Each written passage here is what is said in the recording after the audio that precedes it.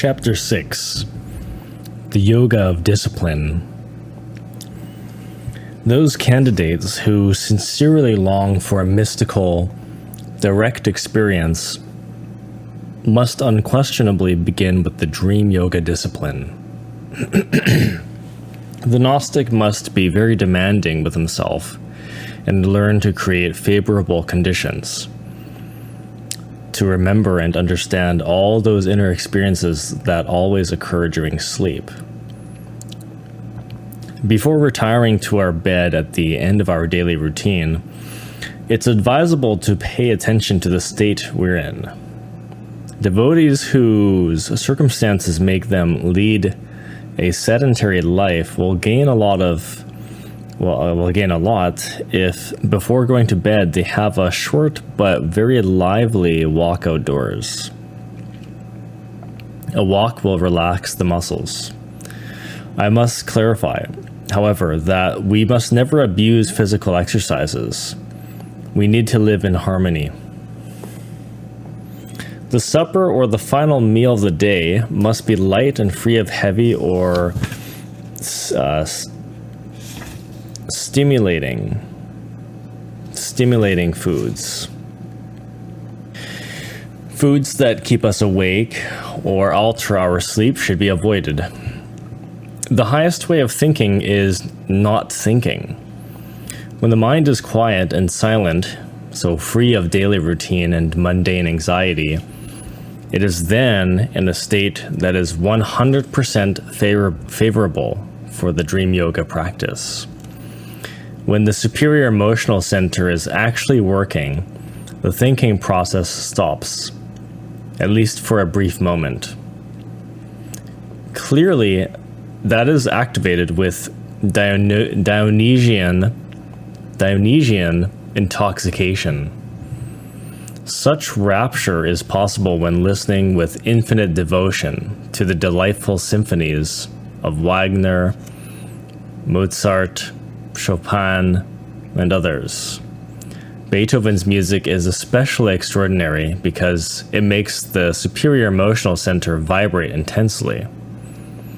The sincere Gnostic finds in it a vast field of mystical exploration. For it is not music of form, but of archetypal, ineffable ideas. Every note has a meaning. Every pause is a superior emotion. Beethoven, when feeling the cruel rigors and trials of the spiritual night, instead of failing, as many candidates did, he opened the eyes of his intuition to the mysterious supernatural, the spiritual side of nature, to that region where angelic kings of these universal creations, the Tlaloc, Ehekatl, Huehuetotl, Huehueteotl, etc., live. Observe the musician-philosopher all along his exemplary existence. On top of his working desk, he always had in plain view his Divine Mother Kundalini, the ineffable Neith, Anahuac Tonantzin, the supreme Egyptian Isis. It has been said that the sighted great master had an inscription at the base of that adorable sculpture, written with his own hand, that mysteriously asserted, "I am she who has been, is, and will be.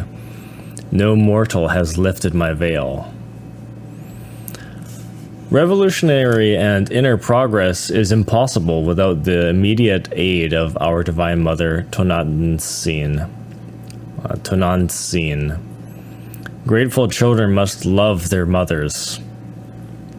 Beethoven loved his greatly, outside the physical body, during the hours of sleep. The soul can talk to her Divine Mother.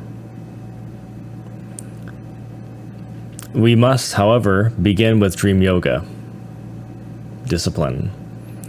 We need to take care of the bedroom where we sleep. It must be pleasantly decorated. The colors best suited for the goal we seek, in spite of what other authors recommend, are precisely the three primary hues: blue, yellow, and red. The three basic colors constantly correspond to the three primary forces of nature, of course. The holy Trimatsukamno, holy affirmation, holy negation, and holy consolation. Right? These are active, receptive, and neutral forces, or union forces. It is worth remembering that the three original forces of this great creation always crystallize in the positive, negative, and neutral forms. The Kazaram of the holy Triamatsukamno is found hidden in the active element Okidonok. The later, in and of itself, is only the emanation of the sacred solar absolute. Obviously, the rejection of the three fundamental colors, having given the above explanations, is equivalent by simple logical deduction to become a nonsensical foolishness. So do not reject these numbers. These colors. Dream yoga is extraordinary, marvelous, and formidable. It is, however, very demanding. The bedroom has to be always very well perfumed and ventilated, but not pervaded with the cold dew of the night. After undergoing detailed and careful preparation of himself for bed and of the room where he will sleep, a Gnostic must take care of his bed. We observe any compass, we can see that the needle always points to the north. Hypothetically speaking, if we observe any compass. Unquestionably, it is then possible to consciously take advantage of the planet's magnetic current, which always flows from south to north.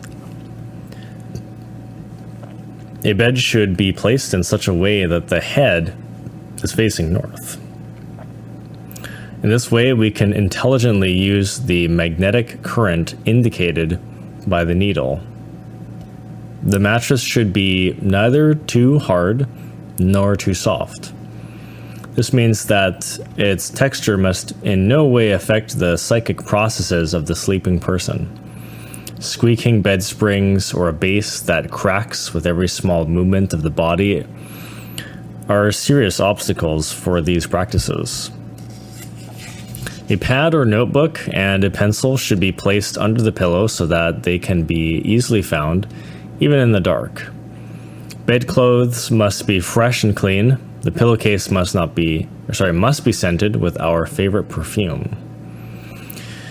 After having met these requirements, the ascetic Gnostic will be ready for the second stage of his esoteric discipline. He will get into bed, and having turned off all the lights, will lay on his back with his eyes closed and place both hands on his solar plexus. He will be totally quiet for some time, and once he is completely relaxed physically, as well as mentally, he will concentrate on Morpheus, the god of sleep. Unquestionably, each part of our real being has specific tasks. It is precisely Morpheus, do not confuse with Orpheus, who is in charge of training us in the mysteries of sleep. It is impossible to trace a layout of our being. Nevertheless, all the spiritual, isolated parts of the being want to achieve absolute perfection in their tasks. Morpheus enjoys this unique opportunity we provide when we concentrate on him. We must know how to supplicate and have faith. We have to ask Morpheus to teach us and to awaken us in the suprasensible worlds. By this time, the esotericist Gnostic feels a very special somnolence and then adopts the lion posture. Lie on your right side with your head pointing north and move your legs slowly so that your knees are bent. In this posture, the left leg rests on top of the right one. Then place your right cheek on your right palm and your left arm rest on your left leg. When one wakes up, one should not move, because any movement shakes up our values and then the memory of our dreams is lost. These are numerical or mathematical values in our mind. Undoubtedly, in those moments when we want to remember our dream or dreams with complete precision, a retrospective exercise becomes indispensable. The Gnostics have to take notes carefully of the details of the dream or dreams in the notebook or pad which they placed under their pillow. In this way, they will be able to have a detailed record of their inner progress in dream yoga. Even if there are only vague fragments of the dream or dreams in our memory, these must be thoroughly recorded. When nothing is left in the memory, the retrospective exercise must be based on the first thought we had at the moment we awakened. That thought obviously relates to the last dream. We must point out that the retrospective exercise should start before completely coming back to the vigil state. So this needs to happen when we are still drowsy, to try to follow the dream sequence. The practice of that exercise always starts with the last image that we had moments before coming back to the vigil state. So what he's saying here is that you actually start from the last memory that you had and work your way backwards. And I think for a lot of people, it's actually quite effective. It's quite easy to remember things when you go to the most memorable memory, the one you last left off with, and work backwards. He continues, we will conclude this chapter with the serious statement that it is not possible to go beyond this stage of the dream yoga discipline unless we have obtained the perfect memory of our dream experiences. Special nourishment to develop the power of the memory. Prepare your breakfast with acid fruits and ground almonds, along with honey. Raw honey would be the way to go, because a lot of honey, if it's not raw or organic, is cut actually with all sorts of things. It's like half honey, half corn syrup and all that. He says, in this way, you will provide the brain with the necessary atoms for memory.